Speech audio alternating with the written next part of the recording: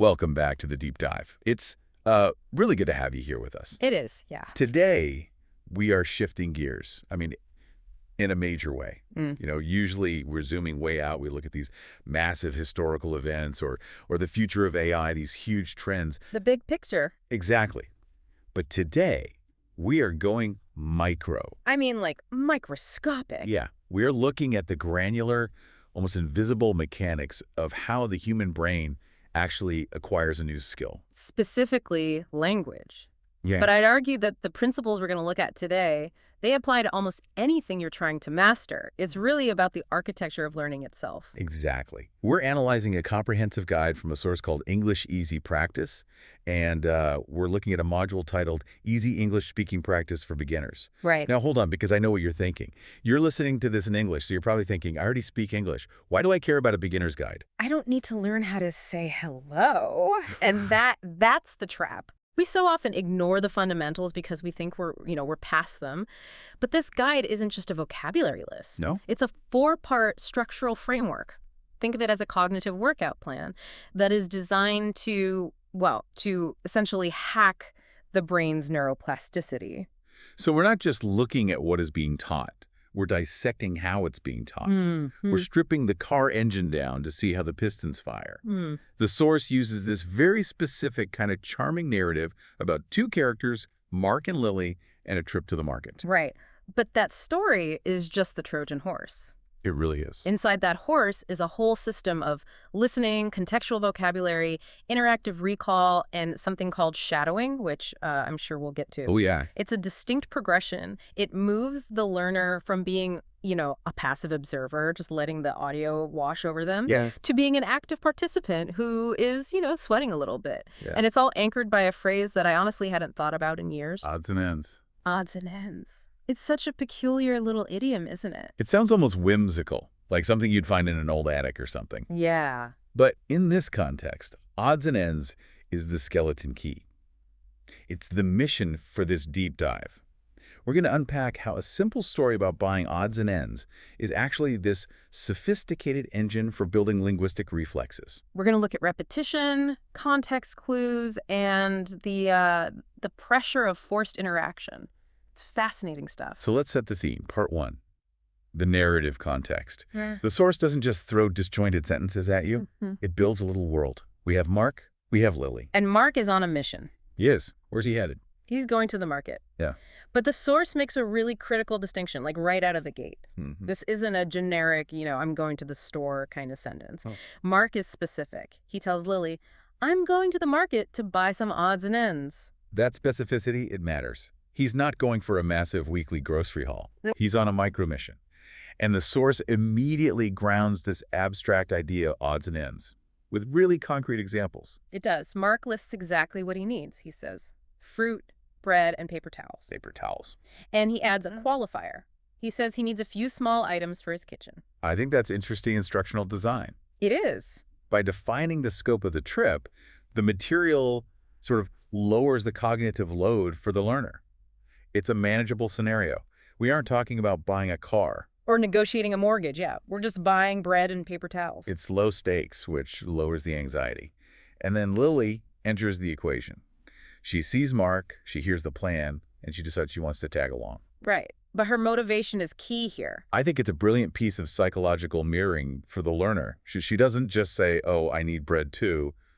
What did she say? She says she likes shopping for little things because it's quick and easy. Quick and easy. That's the hook. That is exactly what every language learner or any learner really wants their experience to be. Okay. So by having the characters say that, the material aligns the story with the learner's own internal monologue. It tells your brain, hey, this isn't going to be hard work. This is just a quick trip. So they agree to walk home together after buying these small items. It creates this little social contract.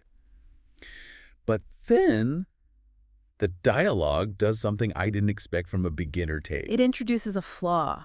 Yeah, Mark admits something. He admits vulnerability. He says, yes, but sometimes I forget something important. I love that beat. It's just so human. We have all been there. Oh, absolutely. Standing in the middle of aisle 4, staring at the shelves, knowing there's one thing you really needed, and it is gone. Poof. It is essential for engagement. I mean, if the characters are these robotic perfectionists who never forget anything, the learner just checks out. It feels artificial. Right. But Mark is forgetful. Mark is us. And the source immediately pivots to a solution. Mark shares his strategy for dealing with this. He does. He says, I usually check every corner of the house first. Which, if I'm being honest, sounds like terrible advice if you're in a rush. Checking every corner. That takes forever. Right. It's a bit obsessive, yes. Yeah. But notice the structure. Problem, forgetfulness, solution, a systematic check. And Lily validates it immediately. She says, good idea, I'll do that next time. And that reinforces the vocabulary of checking and corners, all within a supportive interaction. So we have this little narrative container, 2 friends, a quick trip, a chat about memory strategies. Seems simple. On the surface, yeah. But then the source material shifts gears completely. We leave the story and enter part 2, deconstructing the vocabulary. This is where we stop the film, so to speak, and put the script under a microscope. Yeah. The source explicitly defines odds and ends for us. How do they define it? Because it's one of those phrases that native speakers use without ever thinking about what it actually means. It's just a noise we make to mean stuff. Well, they define it as small things that are not very important and are often bought together. Not very important. I found that phrasing fascinating. Because if you're out of paper towels and you spill coffee on your laptop, those paper towels feel pretty darn important. That is a fair point, but I think they mean in the grand inventory of life. You know, you don't take out an insurance policy on your paper towels. Sure. They're consumable, they're transient. The source gives examples to cement this usage, like packing last-minute odds and ends, or we picked up some odds and ends. It is the catch-all bucket for the miscellaneous. Precisely. And the source emphasizes that it acts as a vague quantifier. It implies a few details without needing to list them. So it teaches the learner how to be comfortably vague. Which is actually a high-level fluency skill. Knowing how not to be specific is just as important as being specific. Now, speaking of items Mark needed, we have to talk about the paper towel section. The source takes a surprisingly deep dive into the concept of a paper towel. I did not expect a dictionary definition for that. It seems redundant to you or I because we know the object. We've used thousands of them. But look at it from the perspective of language acquisition. You've got napkins, tissues, toilet paper, wipes, towels. The distinctions are actually quite fine. That's true. If you sit down at a fancy dinner and ask for a paper towel to put on your lap, you're going to look foolish. Exactly. So the source defines it. Soft paper used to clean hands, tables, or spills. It functionalizes the object. But what's more interesting to me is the repetition in the example. Oh, it was intense. Hand me some paper towel. The paper ones. Ma'am, use the paper towels. They're drilling the compound noun. They want the learner to hear the rhythm of paper, towel, 2 stresses. Right. They want to make sure you don't just say paper, just say towel. The repetition, it's creating a groove in the brain. Then we hit the 3rd vocabulary word. And this one felt incredibly broad to me. The word is item. Right. The definition they give is simple. One thing or object. Which is almost comically generic. It is. But the examples the source uses to illustrate item, they kind of went off the rails a little bit. We went from buying bread to, well, what was it? They talk about a big Halloween item. A big Halloween item. I just picture Mark walking out of the grocery store with a loaf of bread and a 12-foot skeleton. It's a vivid image. And then they follow it up with rare collector items. Rare collector items. Suddenly we're not at the grocery store anymore. We're at an auction house. It's a jarring shift in context, but I think it's deliberate. It demonstrates the incredible versatility of the word item. An item can be a 10-cent bread roll, or it can be a $1 million vase. Grammatically, the word functions exactly the same way. The source is showing the learner, here is a multi-tool. It's a utility word. If you forget the name for spatula, you can just point and say, that item. Exactly. It's a linguistic safety net. So, we've heard the story. We've dissected the definitions. At this point, a traditional teacher might say, okay, open your workbooks. Right. But this is where the source pivots from teaching to training. We move into part 3, listen and answer practice. This is the crux of the method. This is where passive consumption ends. The source states clearly, repetition is very important to become fluent. But they don't mean just listening to the story again. No, they mean active repetition. They call it interactive practice. Walk us through the mechanics here. How does it work? The narrator asks a question about the story we just heard. But, and this is the critical rule, you, the listener, have to answer it out loud. Out loud. And you have to do it before the narrator gives you the correct answer. So there's a time limit. There's pressure. That pressure to speak is the game changer. You can't just nod along and think, yeah, I know that. You have to physically produce the sound. It forces active recall. It's the difference between recognizing a face and remembering a name. That's a great way to put it. We all know that feeling. I know him, but what is his name? This forces you to find the name. Exactly. You have to retrieve the information, formulate a grammatical sentence, and articulate it all in a few seconds. It closes that loop between input and output.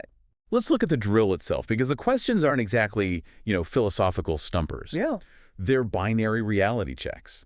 For example, the source asks, did Lily ask Mark where he was coming from? Now pause. If you are half listening, you might think, she asked him about his location, and say yes. But the specific detail is directionality. She asked where he was going. Right. So you have to answer, no, she didn't. You have to inhibit the yes instinct and formulate a negative. Which is a complex step for a beginner. It is. It tests coming versus going. And then they double down with size. Did Mark go to the market to buy big things? Again, the answer is negative. No, he didn't go to buy big things. And notice the sentence structure they force you to use. He didn't go. It's practicing the auxiliary verb do in the past tense negative. They don't explain the grammar rule. They just make you use it. It's like the Karate Kid. Yeah. Wax on, wax off. You're learning the movement before you understand the fight. That is a perfect analogy. And then there's a comprehension check on the character's internal states. The source asks, did Lily understand odds and ends at first? And the factual answer is no, she didn't. Which reinforces the narrative beat that Lily needed clarification. She had to ask, like what? So the learner is constantly toggling, no, he didn't. No, she didn't. Yes, he did. It forces you to be agile. It builds grammatical reflexes. You stop thinking about subject-verb agreement. You just start hearing the pattern. That is the goal. The source advises repeating this exercise every day until you can answer quickly and confidently. Speed is a metric of fluency here. You have to translate in your head. You're too slow. You'll miss the window. It eliminates that translation layer. You have to think in English to be fast enough. It's brutal, but effective. It is. It's doing reps at the gym. You don't do a push-up once and say, okay, I understand the concept. No, understanding doesn't build muscle. Doing it builds muscle. And that leads us perfectly into the final layer of this framework, part 4. And this is the one most people skip because it feels the most awkward. Shadowing practice. Shadowing. It's a technique that, polyglots and spies swear by, but beginners often find it embarrassing. I've heard the term thrown around. What exactly is it, according to our source? The source defines shadowing as reading the lines out loud after the speakers. But here's the nuance. The text is on the screen, the audio plays, and you follow just a split second behind. So you're chasing the speaker. You are chasing them. And because you're chasing them, you don't have time to overthink pronunciation. You just have to mimic. The focus shifts entirely from what does this word mean to how does this sentence sound? So we're moving from semantics to musicality. Yes. You're mimicking the music of the sentence, the prosody. The source describes this as sharpening pronunciation and your overall speaking abilities. They reuse the odds and ends conversation, right? Yeah. But this time, you aren't answering questions. No, you're becoming the actor. You're playing the role of Mark or Lily. So take that line, sounds good, I don't want to buy anything big today. Right. In a textbook, that's just a flat string of words. Subject, verb, object, no soul. No. But in shadowing, you learn the emotional contour. Sounds good. I don't want to buy anything big today. You learn where the stress falls. You learn the rhythm. The rhythm. You learn that English is a stress-timed language, which you just can't learn from a book. You have to feel it in your mouth. It's like singing. You can read the lyrics to a song all day, but that doesn't mean you can sing it. You have to sing along with the track. That's it, exactly. And the source even mentions that they have a new shadowing course with interactive MP3s and PDFs for people who want to go deeper. It emphasizes that this isn't a one-off trick.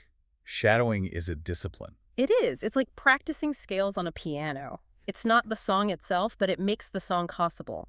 And it connects the ear to the tongue. Right.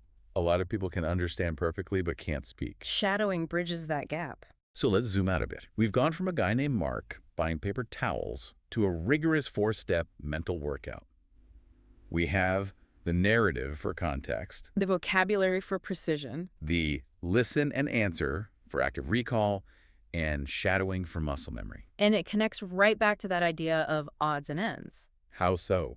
Well, think about the definition we just learned, small things that are not very important. Mm-hmm.